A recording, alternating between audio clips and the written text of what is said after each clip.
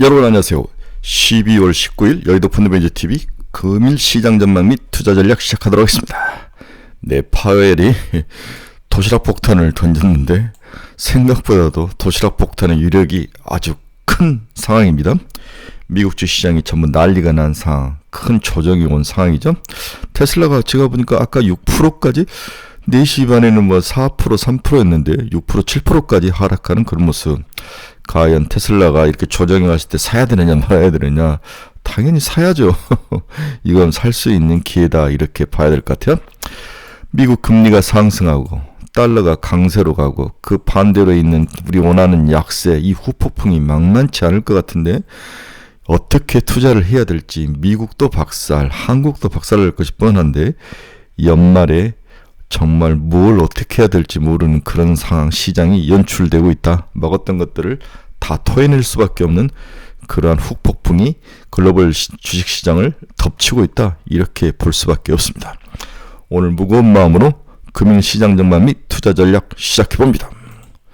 구독, 좋아요 많이 눌러주십시오. 네, 방금 아직 안 끝났지만 미국 시장은 다우 마이너스 1.14, 나스닥스 1.58, S&P 500 1.43, 더 하락이 더 커질 것 같아요. 네, 다우는 이제 오늘 상승하다가 무너지는 모습이 나타났는데 10일째인가요? 네, 방법이 없이 브레이크가 걸리지 않는 그런 다우의 모습이 시장을 지금 강타하고 있습니다. 네, 완전히 매파 확실한 매로 얼굴을 확 바꿨죠. 장중 미국 증시 하락, 공포지수, 달러, 미 국채금리 껑충 뛰었다. 연준 예상대로 금리를 25bp 인하를 했지만 내년에 점도표를 4번 인하해서 2번 인하로 바꿨죠. 그러나 이 이야기는 이미 시장에서 충분히 예견이 됐던 이야기인데 막상 폭탄이 터지니까 도시락 폭탄인지 알았는데 굉장히 큰 폭탄이었다, 이렇게 봐야 될 것 같아요. 파월 연준의 매파 발언이 시장을 강탈했습니다. 파월, 미국 경제활동 견고한 속도로 계속 확장 중에 있다. 따라서 정책금리 추가 조정 고려 시 더 신중해질 수밖에 없다. 즉 금리를 내년에 속도 조절을 하겠다는 의미로 시장은 받아들이면서 성장주를 비롯해서 최근까지 올랐던 주식들이 모두 박살나는 그런 아침이 펼쳐지고 있네요. 시장의 주요 키포인트 한번 보겠습니다. 연준 25bp 금리 인하, 연준 내년 금리 3.9% 예상, 금리 인하 조절 속도 시사, 지금하고 50bp 차이밖에 안 나죠. 파월 중립금리에 가까워졌다. 추가 조정은 신중해야 된다. 이 말이 이제 핵심 포인트였던 거죠. 미국 10년짜리 국채금리가 장중에 4.5% 돌파할 수 있다. 어제 이제 미국의 애널리스트는 올해 미국 국채 10년짜리가 6%까지 갈 수 있다라고 전망을 했습니다. 6%에서 7%까지. 이건 2000 몇 년도에 딱 한 번 있었다고 그러는데, 상승 이유는 결국 트럼프의 경기 살리기 정책과 돈 풀리기 정책, 모든 정책, 관세 정책 등이 금리를 상승시킬 수밖에 없는 그런 구조다. 이것이 최악의 상황으로 치달았을 때는 미국 10년짜리 금리가 지금 4.5% 근처인데 6%에서 7%까지도 갈 수 있다. 이러한 놀라운, 좀 약간 버블이지만은 생각이 과하지만은 그런 이야기까지 하고 있는데, 현재 상황으로 간다면 또 나름대로 의미는 있지 않을까, 그런 생각이 듭니다. 금리가 상승을 하면, 특히 장기금리가 상승을 하면 성장주들 다 죽습니다. 네, 성장, 바이오, 반도체, 이런 것들, AI, 다 돈 빌려서 투자한 애들은 상당히 고통스러울 것이다. 금리가 그만큼 오르면. 그 다음에 이제 건설 쪽 죽죠. 상당히, 침체 속에서 인플레이션, 이런 것들, 스태그플레이션 같은 것들이 걱정되는 그런 상황이 우리들에게 펼쳐지고 있네요. 미국 11월 신규 주택 착공 건수도 129만 채로 4개월내 최저. 유로존 11월 CPI 확정치는 전년비 2.2% 상승하며 예상을 하회했다. 미국 정부 중국산 인터넷 공유기 판매 금지 검토. 이제 좀 정교하고 세밀하게 미국 정부가 중국을 때리고 있습니다. 시티가 이제 한 발 늦게 엔비디아 투자 의견을 매수로 175달러 이미 빠져 있는데 이제 175달러, 엔비디아는 130달러에서 150달러로 봐야 되죠. 이 사이에 대꾸받고다 130달러 깨지면 사고 150달러 근처면 파는 그러한 왕복 달리기, 박스권 트레이딩 하면 제가 1년에 2번만 해도 50%를 먹을 수 있다라고 여러 번 말씀드렸죠. 이것저것 쫓아다니지 말고 차라리 이렇게 박스권에 갇혀서 움직이고 안전한 것들을 골라서 투자하는 것도 나쁜 전략은 아닌 것 같다. 어제도 이야기해드렸습니다. 아직 끝나지 않았는데 미국의 주요 경제지표 한번 봅시다. 달러 지수는 0.98% 상승, 107.7. 어우, 달러 지수가 107.7까지 올랐습니다. 아, 정말 충격적이네요. 이 지수는 달러 강세를 이야기하는 건데 내년에 금리 인하가 크지 않을 거라는 것 때문에 달러가 강세로 전환을 했습니다. 원화는 1,450원까지 올랐네요. 네, 오늘 우리나라 원화 시장에서, 외환 시장에서 원화 약세는 시장에 굉장히 부담을 줄 것이다. 외국인의 투자 자금이 추가로 나갈 가능성이 높아 보입니다. 네, 엔화도 154.56엔까지 올라오는 모습, 약세의 모습이 나타나고 있네요. 다음 봅시다. 금리 한번 봅시다. 2년짜리 4.329, 네, 8.8bp 상승, 10년짜리가 4.475, 네, 장중에는 4.5까지 올라갔던데 9bp나 상승하는 그러한 초약세의 모습을 보였다. 어제 베어 스티프닝 이야기를 했죠. 기준금 일드 커브 모양이 이제 장단기 금리가 역전이 된 정상 상태로 온 이후에 장기 금리가 단기 금리보다 더 많이 상승하는 케이스는 항상 주식 시장이 조정해 왔더라. 버블, 경기 확장 국면에서 나타나는 마지막 단계 모습이다. 그 다음에는 버블이 터지면서 경기가 침체로 가는 단계가 있기 때문에 인플레이션이 강하고 이럴 때는 항상 주식시장이 먼저 선반영하는 측면이 있어서 위험했다라고 어제 이야기를 해드렸습니다. 뭐 WTI는 당연히 경기 침체가 예상이 되니까 하락을 했겠죠. 네. 브로드컴도 6% 하락. 뭐 사야죠. 225달러 이 근처에서는 눈 감고 사서 견디셔야죠. 네. 220달러, 200달러에 붙이면 사야 될 것 같아요. 테슬라는 6.97. 팔란티아도 플러스로 갔다가 마지막에는 무너져버리는 팔란티아. 네. IonQ 마이너스 7.9. 근데 퀀텀 컴퓨팅은 와, 34% 오늘 30 양자 컴퓨터인데 얘는 이제 34%나 올라가는 거죠. 나사의 기술이 들어간다. 뭐 이런 이야기 때문에 어제도 올랐는데 오늘도 올라가는 무서운 모습을 퀀텀 컴퓨팅이 보여주고 있습니다. 리게티는 2.34 하락, 조비 에비에이션은 플러스 2.25, 엔비디아 2.14, 아까 CT가 이제 가격 조정했는데 130달러 깨지니까 사자가 들어오는 것 같아요. 애플 마이너스 0.69, AR이 마이너스 0.54, AMD 마이너스 0.45. 반도체주들은 그나마 잘 버티고 있습니다. 울타비티 마이너스 0.28, 일라인일이 마이너스 1.24. 마이크론 테크놀로지 풀었습니다. 네, 아직 이제 종가를 가봐야 되는데 제가 본 게 4시 40분, 50분이니까 가격이 또 변해 있을 것 같아요. TSMC 마이너스 0.57. 전체적으로 그동안 상승을 때 테슬라가 박살이 나고 반면에 바닥에 있던 엔비디아와 반도체주가 올라오는 그런 모습이다. 이렇게 봐야 될 것 같습니다. 비트코인도 2.72% 하락해서 13,639달러를 103,639달러나요? 어우, 10만 단위를 다시 꽝상 익숙해져서 만 단위로 보네. 10만 단위, 103,639달러. 네, 오늘 비트코인, 뭐 테슬라 이런 종목들 기존에 우리 트럼프 수혜주들이 박살나는 모습이 펼쳐지고 있습니다.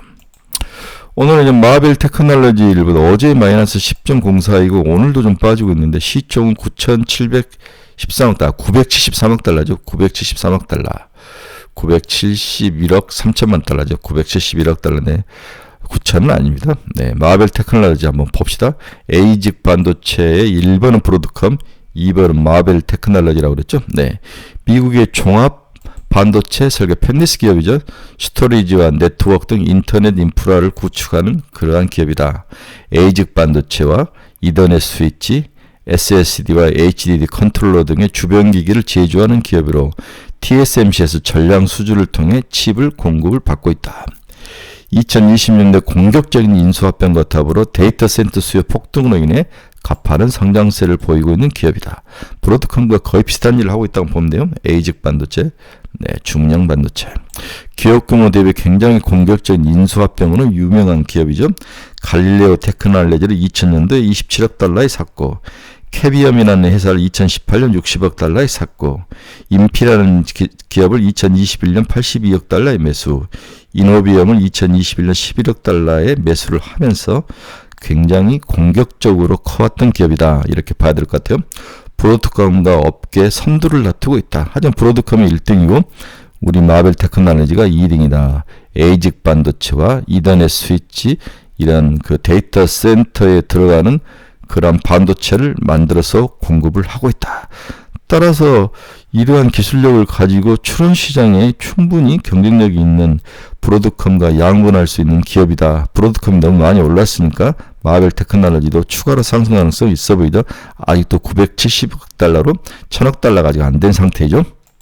네, 브로드컴과 시총을 비교해보면 0.971억 달러, 1조 달러. 네, 우리 브로드컴은 1.14조 달러. 네, 얘는 아주 971억 달러니까 0.097이네요.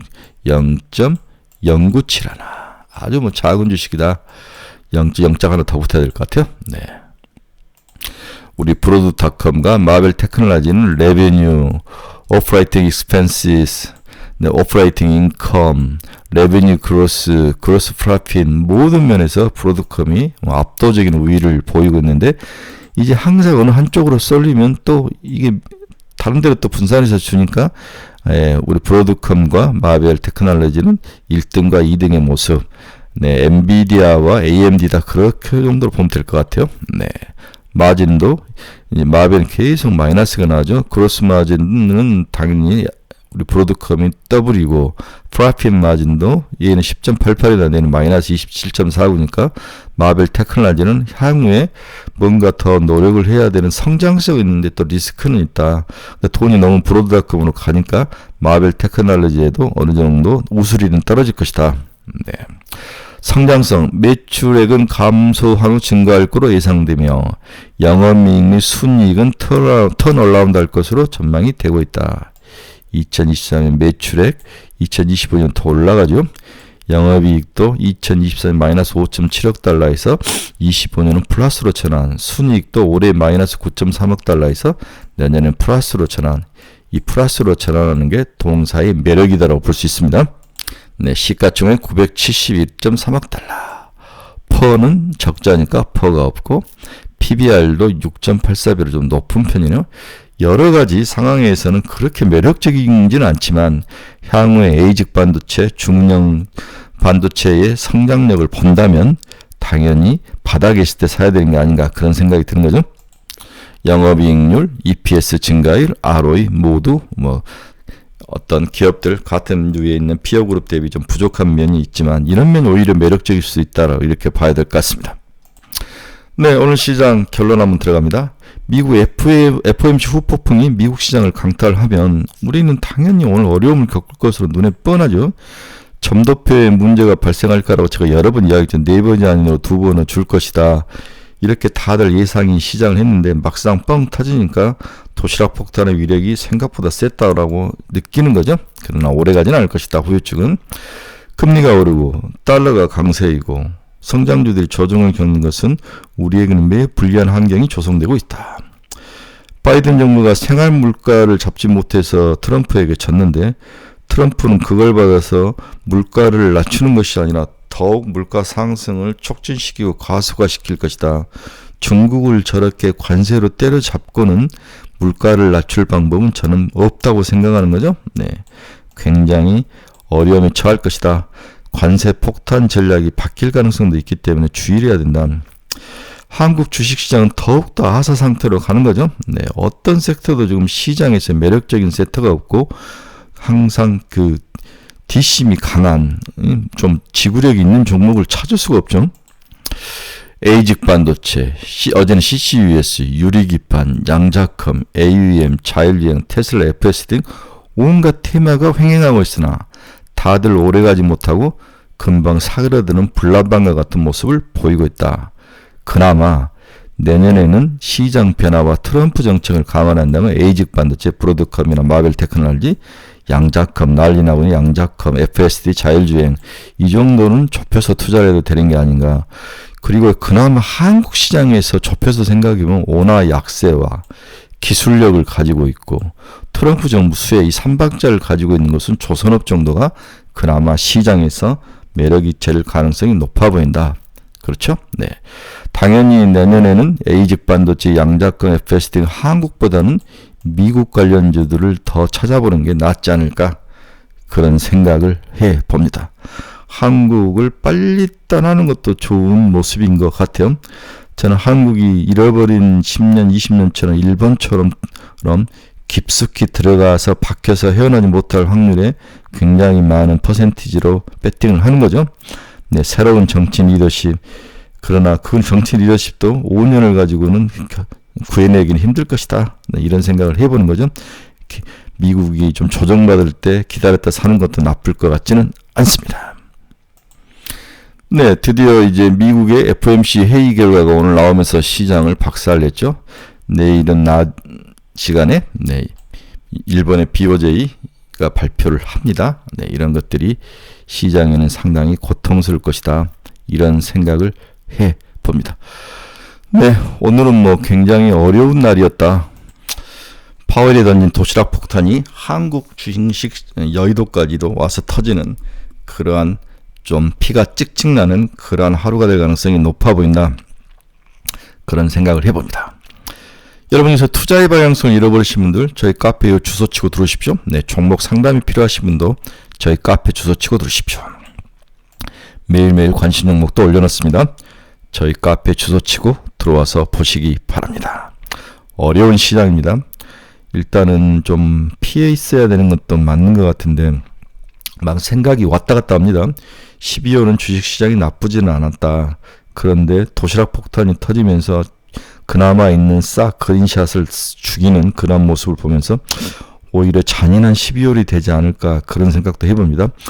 또한 한편으로 파웰이 굉장히 매파로 변할 거라는 것을 예상을 했기 때문에 하루 이틀 정도 조정으로 끝나지 않을까. 그러면 강세장이 이어질 가능성이 높아 보여서 하루 이틀을 이번 주 목금을 어떻게 소화하는지를 보면 나머지 12월 말경 하반기에 주식시장을 예측해 볼 수 있을 것 같습니다. 너무 걱정하지 맙시다. 우리가 한두 번 터져봤으니까 맷집 강하게 하시고 정신 똑바로 차리시고 계속 공부하고 보고 또 보고 새로운 변화를 체크하고 잘 견디시길 바랍니다.